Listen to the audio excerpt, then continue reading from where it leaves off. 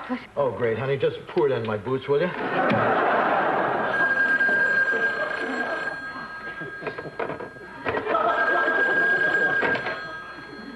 Hello? Yes, Mr. Palmieri. Yeah, we know your room is cold. It's a problem with our thermostat. Yeah, but our handyman should be back with a new one in just a few minutes. Well, I seriously doubt that your nose is going to drop off. Well, then stop pulling on it. Oh, George, what took you so long? Oh, I'm sorry, but some kids ran their snowmobile into the river, and I helped them get out. Are they okay? Fine, and I've got the thermostat right here. Oh, thank goodness. I don't believe this day. It isn't enough. I have to walk around hiding my figure in these. You look adorable. I look like a burrito. And if that isn't enough, they interrupted the top 20 countdown on the radio 19 times with the same stupid news bulletin. What news bulletin? Oh, about some stupid guy who risked his stupid life to save some stupid kids who drove their stupid snowmobile through the ice into the stupid river. Did they say who this hero was? No, that was the stupid part. Nobody knows. He just dropped the kids at the hospital and disappeared. The whole town's looking for him. Why does everything happen to me? George, didn't you say that Would you hand me that screwdriver? Oh, my God. I know who it might be. Michael. You're Michael? It all fits. He hasn't called tonight, and the radio said it was a selfless hero. That's Michael. You're Michael? Oh, I've got to call him. What is he thinking of risking his life like this so close to the winter carnival? George? You're the hero, aren't you? Oh, I didn't do anything anybody else wouldn't have done, so I'd just as soon keep it quiet. But, George, everyone wants to know who you are. They're all going to want to thank you. I know, and it'll be Biff Davis all over again. Biff Davis. He grew a potato that looked exactly like Clint Eastwood. They put a picture of it in the National Tattletale with a caption that said, "Go ahead, bake my day." Fans started calling him, mostly women who pretended they loved him, but they were only after his potato. And he couldn't sleep. He lost his job. He ate the potato. And then one day he died. I don't want that happening to me. George, I really don't think that's going to happen. Not if you don't tell. Well, if you don't want me to, I won't tell. Promise? I promise. Cross your heart and hope to die? Cross my heart and hope to die. Do you solemnly swear? George, I'm not going to tell, all right? What about you, Johanna? You won't tell, will you? No. And that's good enough for me.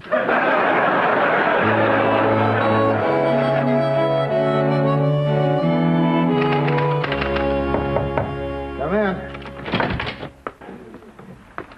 You'll be relieved to know I talked to Michael, and he didn't pull those kids out of the river. Really? Luckily enough, at the time, he was in his weekly session at the tanning salon. Thank God for narcissistic pastimes. Dick, Jim and Chester want to talk to us. Dick, we just gotta find this hero fella. If it helps any, he's not a sun-bronzed Adonis. The whole town is abuzz. The man does this courageous deed and then just disappears. Everyone wants to show their gratitude to this noble Samaritan. Yeah, we thought we could smoke him out with some cash. We've been talking to the merchants in town, and they're all putting up some reward money. Well, it's just possible, you know, he's a shy man who prefers to remain anonymous. You saying you don't want to put up any money? No. I'll make a contribution. What is everyone else giving? 50, 100? Well, most people are giving 5, but that 100 sounds good. Okay, if I use the phone, I want to find out how much the other guys have raised. Help yourself. I never thought thered be a reward. Well, that's not all. The mayor is going to give this fellow the key to the city. A key to the city. Well, it doesn't really open anything. Now, that's true, but it does start Willie Fry's tractor. Jim. We've got to say something. Honey, if we tell, it's going to be Biff Davis's potato all over again. I mean, can you live with that? Yeah. Well, Mr. Anonymous just came forward to claim his reward. He did. That's wonderful. Yeah, who would have guessed it was Crazy Ollie? Crazy Ollie? Yeah? But that's the man who spends his days directing traffic. In wooden shoes and a band uniform. That's the one. So, Dick, if you'd care to write that check. Well, wait a minute. I mean, don't you think you ought to investigate this before you turn the money over? Comes out of the mouth a lot easier than the wallet, eh, Dick? No, I'm just saying I don't think it's prudent to take the word of a man whose first name is Crazy. And also, I don't think it's a good idea to give him money and a key to drive heavy farm equipment. Oh, he won't need a tractor, Dick. Hank Capwell's going to lend him a brand new Cadillac. The car that talks to you? Honey. And they're dedicating the new teeter-totter in the schoolyard in Crazy Ollie's name. What is Crazy Ollie's name? Well, whatever it is, it'll live on. Because when tales of heroes are told, this whole town will remember the name. George Utley. Huh? George? Dick. We promised we wouldn't say anything, but he told us the whole story. He saved those kids. Oh. Well, it did seem kind of odd that Ollie said there were 4 kids instead of 2. And that he scooped them out of the river with a spoon. Let's go congratulate George. Wait a minute. I better speak to him first. In fact, I'd appreciate it if you didn't let this go any further until after I've talked to him. Okay. Mum's the word. Just a minute. Okay, come on in. Hi, George. You got a minute? Yeah, sure thing. I was just folding my laundry. I love the smell of fresh laundry. Here, take a whiff. Is that sunshine in your nose or what? Close enough. Grab that end, would you? George, remember how you wanted it kept a secret how you saved those kids? Yeah, that's the plan. Well, I had to move to Plan B. What's Plan B? That's where I opened my big mouth and spilled the whole story to Jim and Chester. Bad plan. Well, you might like it, George. I mean, they want to give you money and a key to the city and a car that talks. Dick, did the Biff Davis story mean nothing? You're right. I'm sorry, George. Life can sure turn on you fast. George, it may not be as bad as you think. Jim and Chester promised not to tell anyone until I said it was okay. I'll call him and tell him to keep the lid on. Mr. Utley, why did you wait so long to come forward? How does it feel to be a hero? Did the reward have anything to do with it? You're not going to run for town council.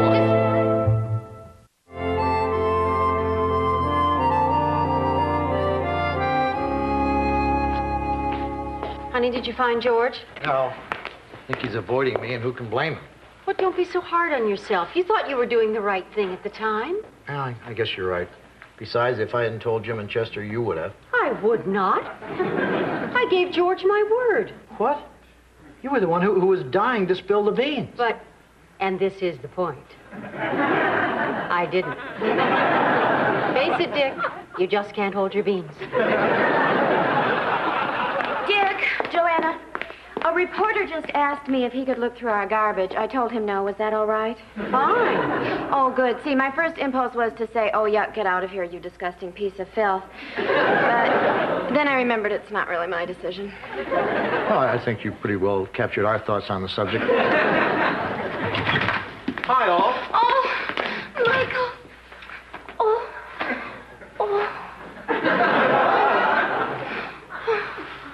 Well, that was well worth the rumple. Oh, I'm sorry. It's just that when I remember the other night, it gives me the goosies. To think if you had left that tanning salon just an hour earlier, gone home by a different route, and hadn't had the radio on too loud to hear the cries, it might have been you who dove into that river, and I could have lost you. I'm still shaking. Yeah, promise us you'll never take a chance like that again. Well, this calls for a celebration. I'm going to go moisturize this face and make you glad you didn't do anything foolish. Great. Oh, Dick, what pops into your mind when I say the greatest show on earth? The circus. Wrong. Vermont Today, starring Dick Loudon, with this Sunday's guest, George Utley. George is hot. George is now. George is what's happening. George is mad at me. Well, whatever the prop is, he'll forget about it when you offer that airtime. He won't go on the show. He hates being famous. That's the prob. Did I just say prob? Wow, casserole-orama. Look at this. Everywhere I went, people kept forcing stuff on me. At the bank, all the tellers insisted on posing with me in front of the security camera. And then at the filling station, Jolene not only checked under the hood, she greased the axles, and she doesn't even work there. The regular mechanic was too busy making me a casserole. George, this is my fault, and I'm sorry. It was the best day of my life. It was. George, how would you like to appear on Vermont Today? I'd love it. You would? Thanks, Dick. You're the best friend I ever had. I am? None of this would have happened if you hadn't spilled the beans.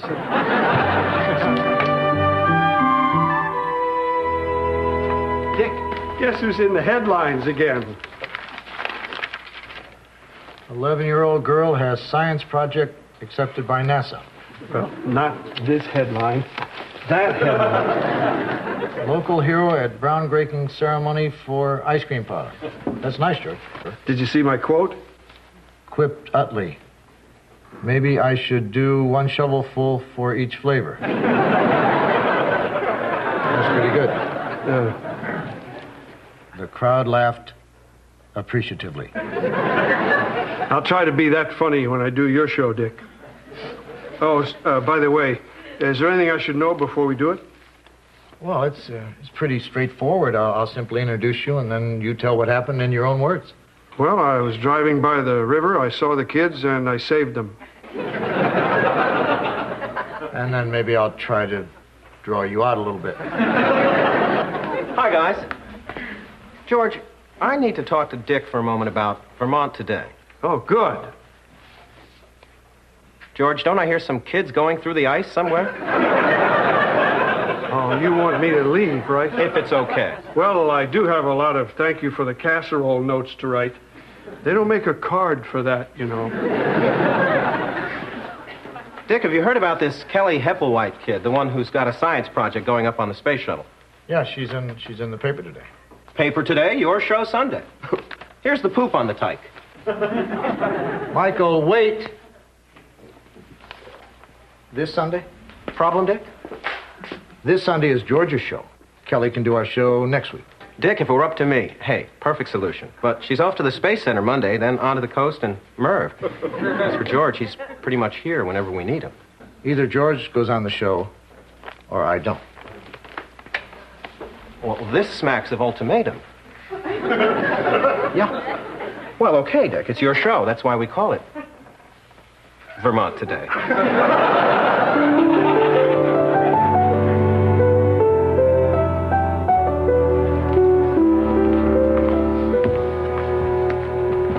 And George, you'll be sitting here. Oh, maybe I should tell you, sometime during the program I might make a mistake. I thought I'd get us on one of those blooper shows. Dick, George, look who's here. Little Kelly Hepplewhite. This is Uncle George and Uncle Dick. Hi. How do you do? The girl with the science project. You know, Dick, when Kelly showed up accidentally so close to showtime, it kind of sparked an idea. But this show is Uncle George's show. 15 seconds to air. Places, everyone. Michael? No time, Dick. Michael? 10 seconds, please. Thank you for having me on the show. I needed some practice for Merv.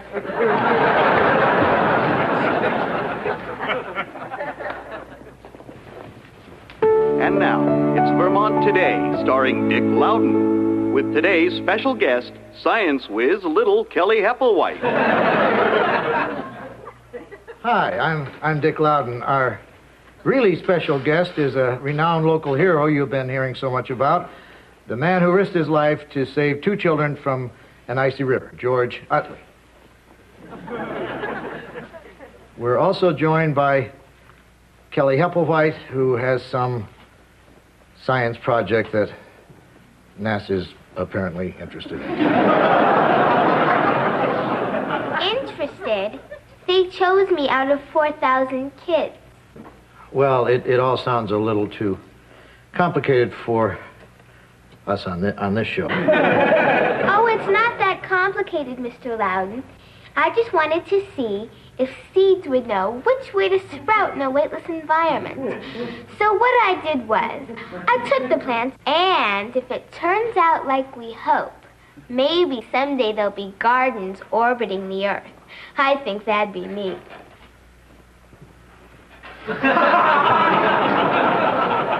Well, it really is simple when you break it down into sections and subsections.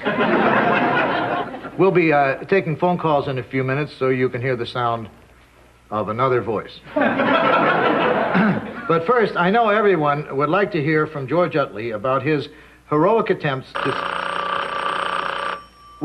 we'll be taking your phone calls after we talk to George. I think you better answer that, Lick Dowden. Oops, I mean Dick Loudon.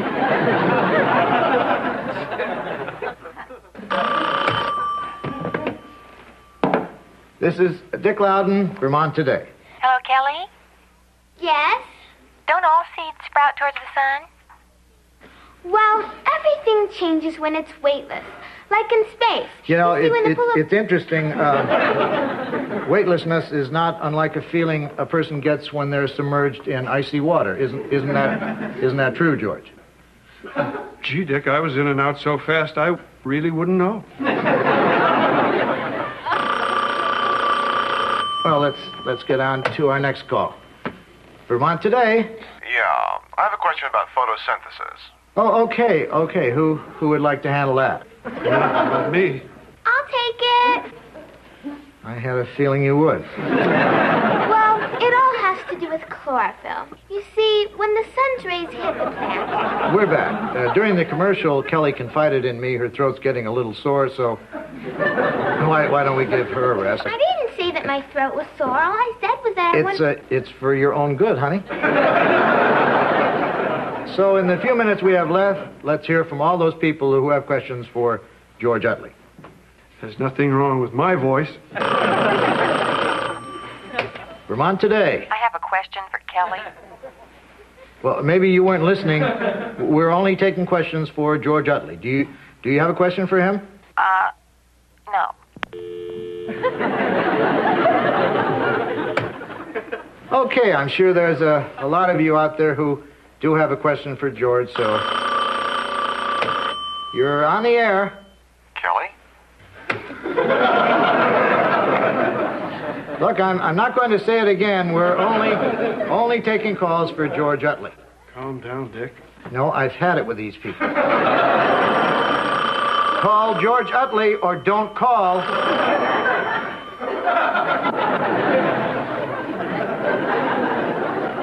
Come on, this man saved lives. She grows plants.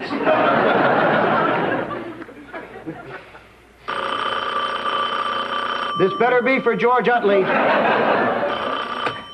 Hello? I have a question for George Utley. Finally. What is your question? Where do you get off lying about how you saved those kids? I saved them, and I've got the spoon to prove it. Ollie! Ollie, I think we have to move on. But I have a question for Kelly. Goodbye, Ollie. Well, we only have time for nothing else. Join us next week for another episode of Vermont Today. And we're clear. Michael. Oh, Bopo show, Dick. You insensitive, rating-grabbing jerk. Dick, tiny ears. What about your tiny mind? Take it easy, Dick. It's not his fault. What? Well, let's face it, nobody wanted to talk to me, and your yelling like that didn't help. I had the same note, Dick. Michael, get out of here or you got big probs.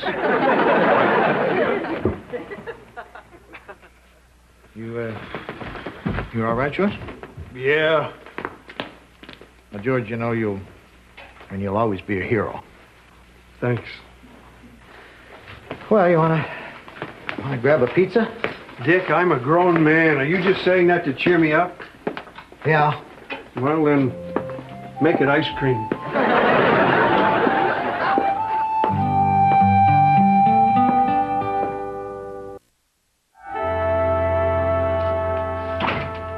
Well, I gave Hank Capwell back his car. It didn't even say goodbye. I'm sorry, George. Boy, you think you know a car? Hi. Hi. We'd like a room. And some friends of ours told us we should stay in the James Madison suite. Well, the James Madison suite is nice, but I really recommend you take the George Utley suite. It's the best room in the house.